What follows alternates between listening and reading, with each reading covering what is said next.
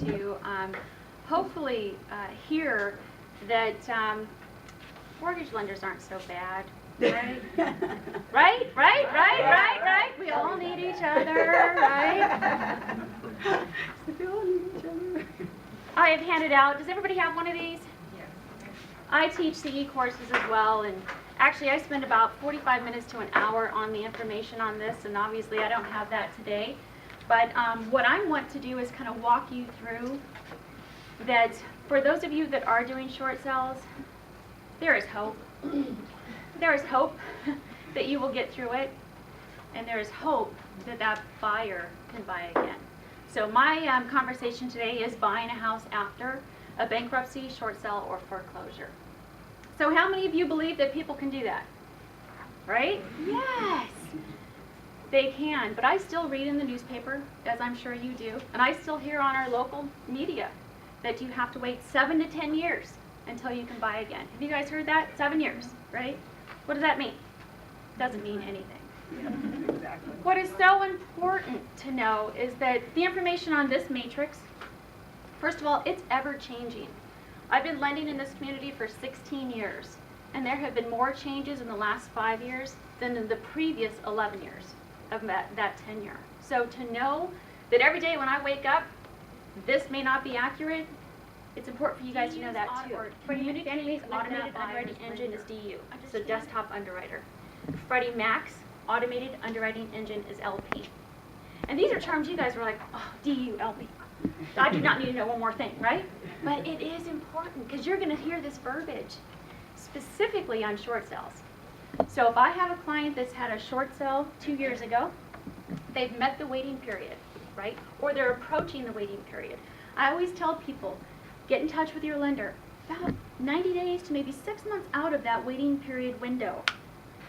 Pull your credit. Make sure that you know how that looks. A mortgage rated credit report, not you pulling your own credit at home. Is there a difference? Yes. I can't tell you how many times. I just pulled my credit. It's 800. But I pull the credit at 620. Why is that? Because when a mortgage lender pulls credit, the credit scoring model is different. So especially important when you have people that are preparing to buy again, I like to get them on a plan, right? Let's take a peek at credit at 6 months out. Let's make sure you have your ducks in a row. If you don't, let's get your ducks in a row. And not wait until your waiting period time frame is up. Let's work on that to that point. Going back to Fannie Mae though and DU, specifically with regard to that short sale. If Fannie Mae's DU system does not approve it, chances are that's not going to happen. That loan is not going to happen. Because the risk for a lender today to do a manual underwrite on a conventional loan is significant. Unlike VA or FHA, lenders are more willing to do manual underwrites on the government stuff because of how they're insured. Fannie Mae and Freddie Mac, not so much. I want to share with you, and I learned the hard way. I do, because I'm the one that's always testing everything in our company. So I had a client that was under contract. She did exactly what I told her not to do, which was don't go find a house until you're past your waiting period, right? Because I can't run it through DU to see if I get an approval until that 2-year mark is up. Well, she did. A perfect house out in Buckeye, great value, the whole thing. So we had about a week before her actual 2 years was up. Now she had a 730 credit score. She had a reason for the short sale. She was a retired police officer in Los Angeles, got hurt on the job, the whole story, right? No other derogatory debt in her life.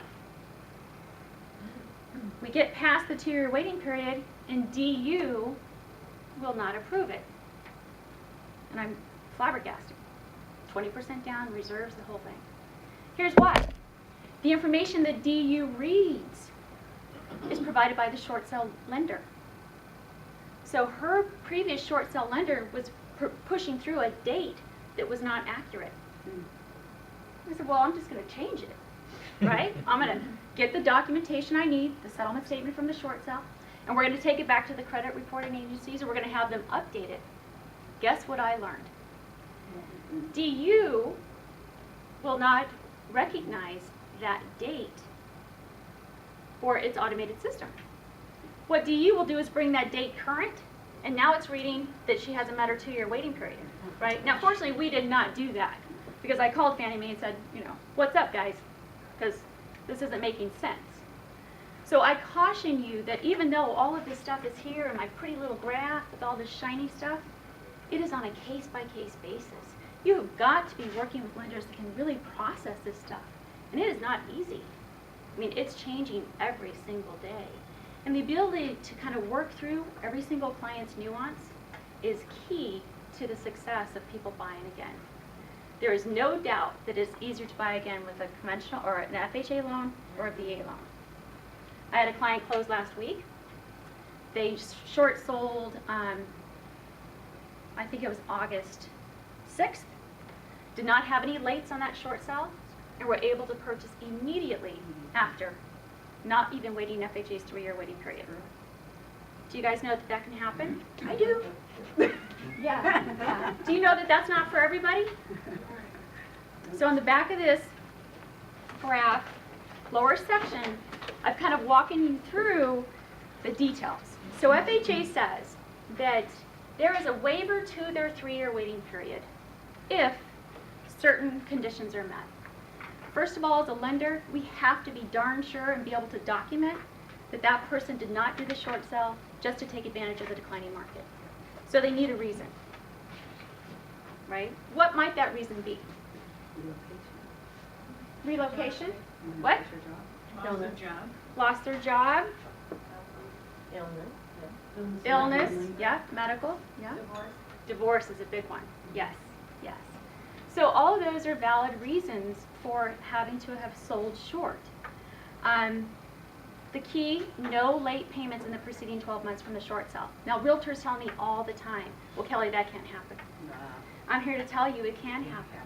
A lot of it depends on the hardship, though, that the attorney is preparing or you are preparing, whoever is working on that short sale while it's going through.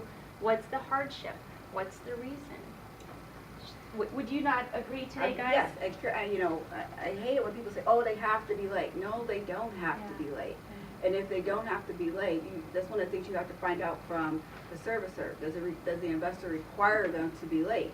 Because they can basically say that they're in imminent default. They're like, we are trying to facilitate this short sale by not going late if possible. Now, all that goes back to whether there's insurance payout and some other things from the investor side. But we have definitely done short sales where the homeowner has not been late. Absolutely.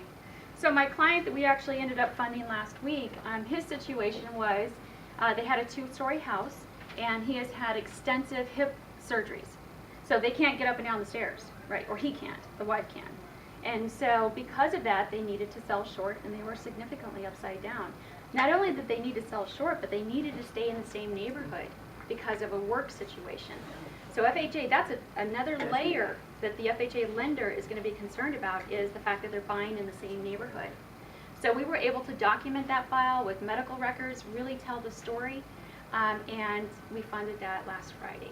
So it can happen, and I just want you to know that you guys hear a lot from us mortgage lenders, well, you can't do that, or you can do this or that.